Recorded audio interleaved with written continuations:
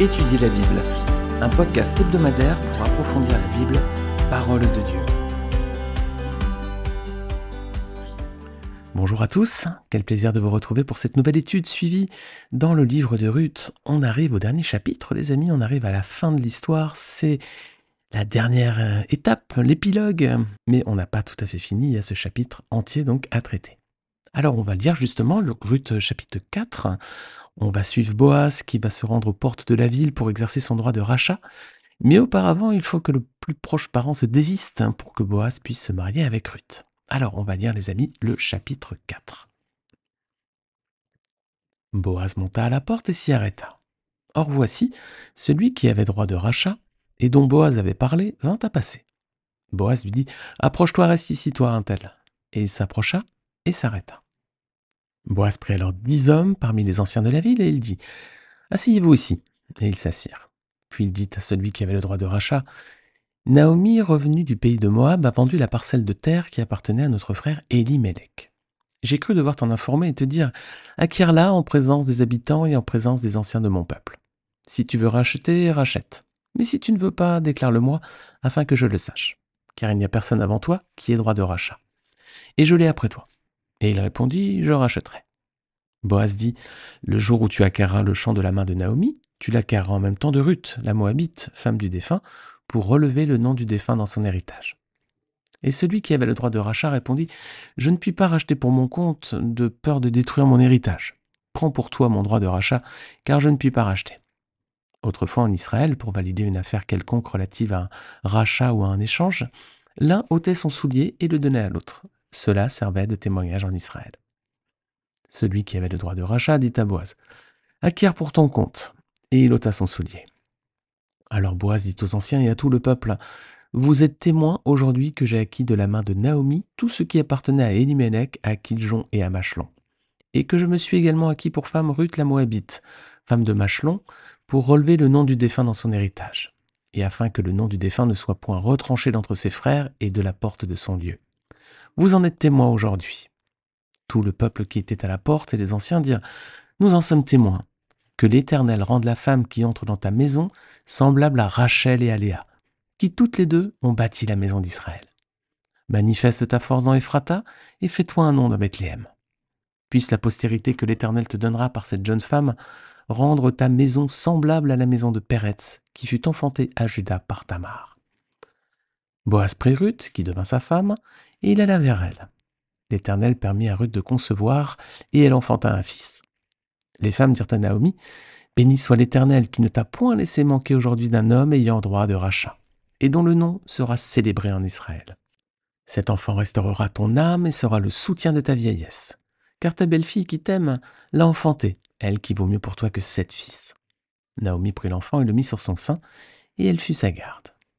Les voisines lui donnèrent un nom en disant, « Un fils est né à Naomi, et elles l'appelèrent Obed. Ce fut le père d'Isaïe, père de David. Voici la postérité de Péretz. Péretz engendra Hétzron, Hétzron engendra Ram, Ram engendra Aminadab, Aminadab engendra Nachon, Nachon engendra Salmon, Salmon engendra Boaz, Boaz engendra Obed, Obed engendra Isaïe, et Isaïe engendra David. » Quelle belle histoire les amis. Eh bien, on va détailler tous ces points, verset par verset, comme on a l'habitude de le faire dans ce podcast. Alors, verset premier déjà, on voit donc que Boaz se rend à la porte de la ville et il interpelle le parent qui avait le droit de rachat. Alors, on ne connaît pas son nom, c'est marqué un tel. Lorsque les personnes en général ne sont pas mentionnées dans la Bible, il y a un personnage mais il n'y a pas son nom. Souvent, c'est un signe de mépris de la part de la parole de Dieu. C'est vraiment méprisable, c'est pour dire que cette personne ne mérite même pas que son nom apparaisse. Verset 2, Boaz réunit 10 anciens pour servir de témoins. C'est conforme donc avec les règles et les coutumes de l'époque, parce que la Bible second 21 avec note d'études archéologiques précise qu'il fallait 10 anciens pour constituer un tribunal complet et faire en sorte qu'une procédure ait valeur légale. Donc tout va bien, on est dans une procédure qui est valable pour faire cette transaction. Alors verset 3, donc il informe à un tel que Naomi a vendu sa parcelle de terre. Alors, elle doit certainement se séparer de ce terrain pour subvenir à ses besoins, Naomi. Elle est revenue sans rien de Moab. À présent, il faut continuer de vivre, donc elle doit certainement se séparer de ce terrain à cette occasion. Alors, Boaz précise que c'était la parcelle qui appartenait à leur frère Elimelech. Alors le mot hébreu utilisé ici est H, A-C-H. Il signifie aussi bien des frères de même parent que des demi-frères du même père. Donc dans tous les cas, il y a le père qui est identique. Alors on peut supposer que Boaz, Elimelech et cet homme étaient donc des frères, et que cet homme, donc un tel, était l'aîné de Boaz. Donc versets 4 et 5, donc Boaz l'informe de son droit de rachat, et cet homme décide de racheter la parcelle. Ah, bon, là on est mal parti, mais c'est pas tout, parce que Boaz précise qu'avec la parcelle, il faut aussi épouser la veuve, Ruth, la Moabite, afin, je cite, de maintenir le nom du défunt sur son héritage. Alors là, ça change tout. Verset suivant, verset 6, quelle est la réponse de la personne qui avait le droit de rachat? Du coup, la machine arrière, il se désiste, il ne veut pas diluer son héritage, et donc les amis, ils ne respectent pas la loi. Alors, on avait eu l'occasion de voir précédemment que c'était un sujet de honte en Israël.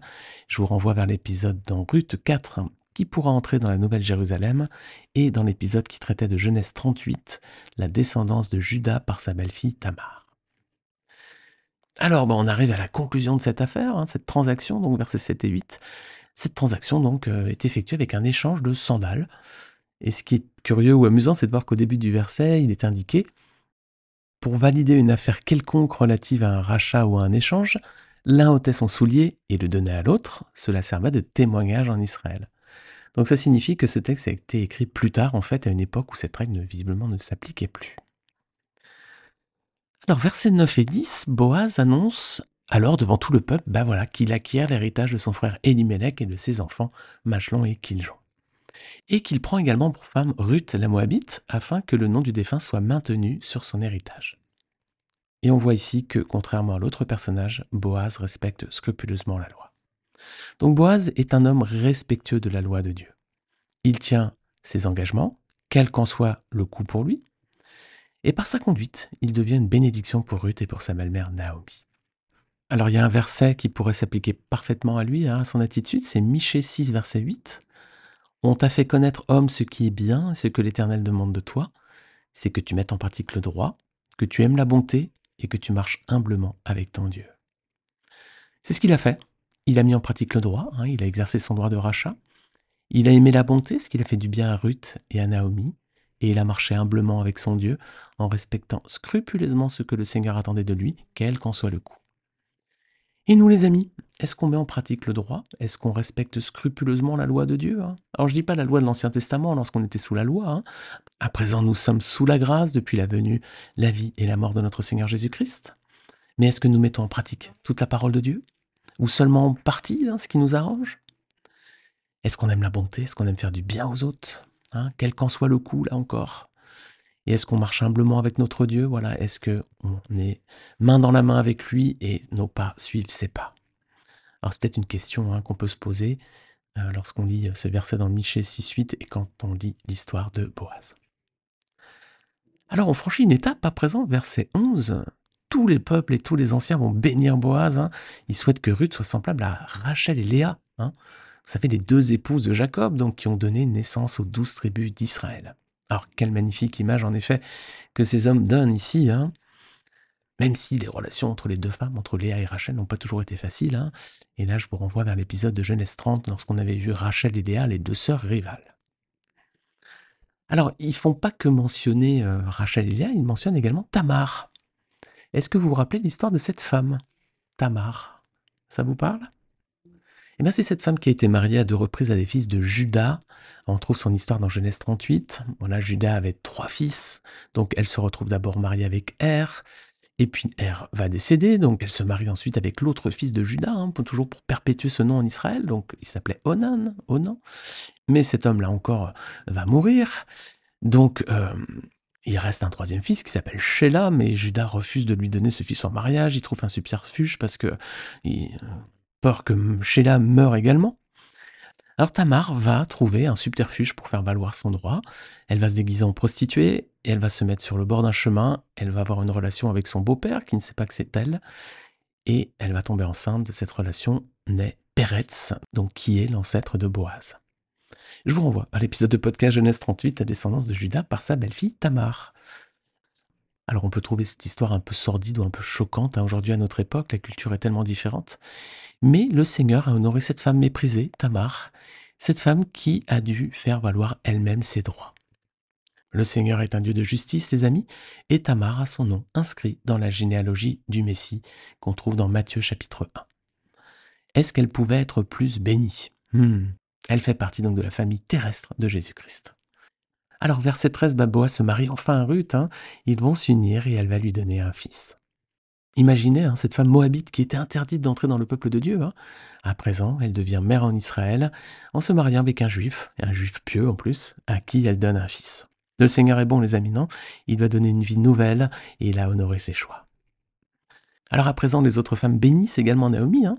Tout d'abord, elles rendent gloire à Dieu, et puis elles lui adressent ensuite des paroles encourageantes au sujet de l'enfant et de Ruth. Cette jeune femme qui vaut mieux pour toi que 7 fils.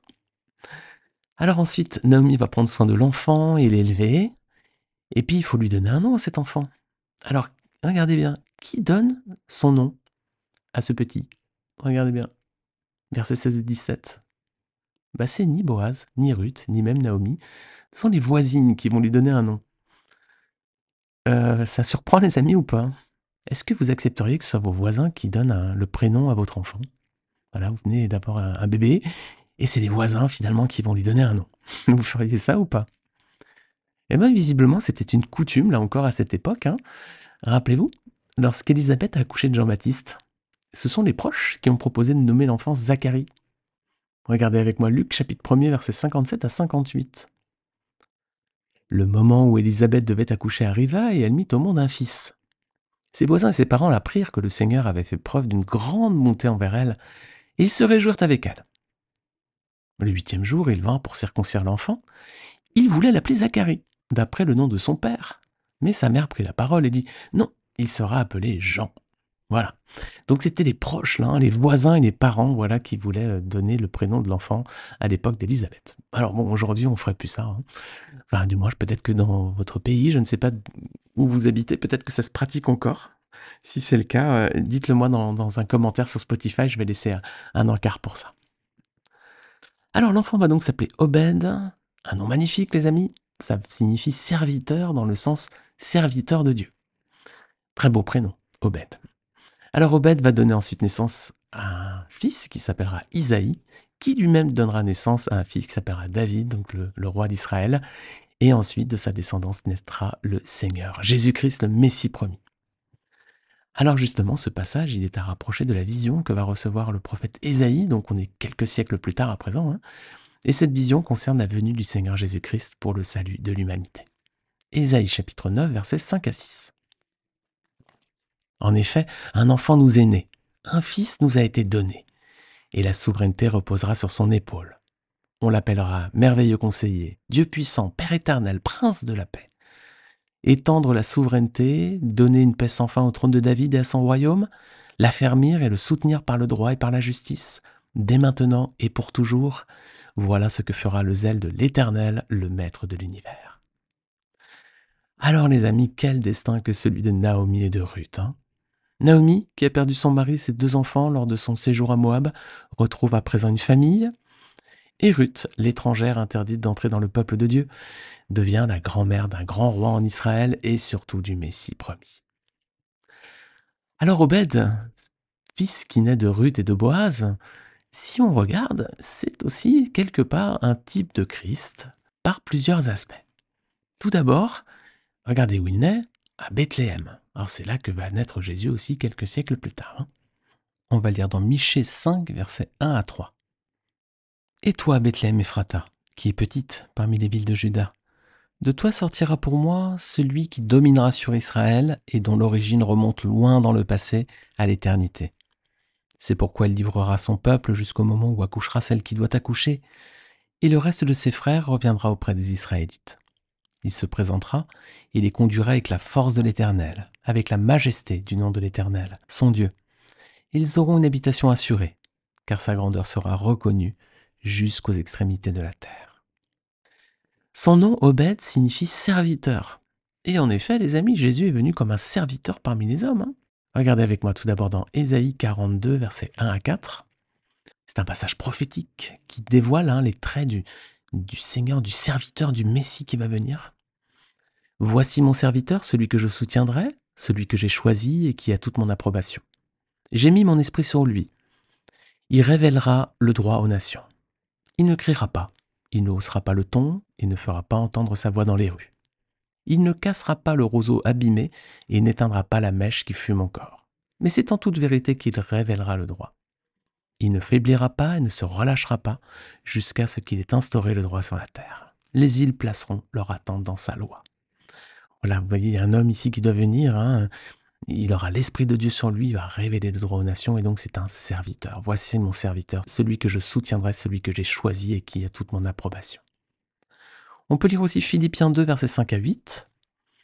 C'est Paul qui nous dit que votre attitude soit identique à celle de Jésus-Christ. Lui qui est de condition divine, il n'a pas regardé son égalité avec Dieu comme un butin à préserver. Mais il s'est dépouillé lui-même en prenant une condition de serviteur, en devenant semblable aux êtres humains. Reconnu comme un simple homme, il s'est humilié lui-même en faisant preuve d'obéissance jusqu'à la mort, même la mort sur la croix. Voilà, le Seigneur a pris une condition de serviteur et il a accepté de prendre sur lui notre châtiment à la croix. Alors on va regarder encore un passage, Matthieu 20, versets 25 à 28. C'est Jésus qui parle et on voit que Jésus les appela et leur dit « Vous savez que les chefs des nations dominent sur elles et que les grands les tiennent sous leur pouvoir. Ce ne sera pas le cas au milieu de vous. Mais si quelqu'un veut être grand parmi vous, il sera votre serviteur. Et si quelqu'un veut être le premier parmi vous, qu'il soit votre esclave. C'est ainsi que le Fils de l'homme est venu, non pour être servi, mais pour servir et donner sa vie en rançon pour beaucoup. » Alors ici, on a un enseignement de notre Seigneur qui lui-même dit « Moi, je suis venu comme un serviteur et faites comme moi finalement. Si vous voulez être grand parmi les autres, soyez pas le pasteur, le chef, le directeur, non, soyez le serviteur avant tout. » Voilà. Donc c'est aussi un message pour ceux qui voudraient être importants dans la vie chrétienne. Voilà, être avant tout un serviteur avant toute chose. Non pas essayer d'être servi, mais de servir les autres. Et être pasteur, c'est être au service des brebis. Donc on a ici un enfant dont le nom signifie serviteur, serviteur dans le sens serviteur de Dieu. Et c'est aussi un trait, une caractéristique du Seigneur Jésus.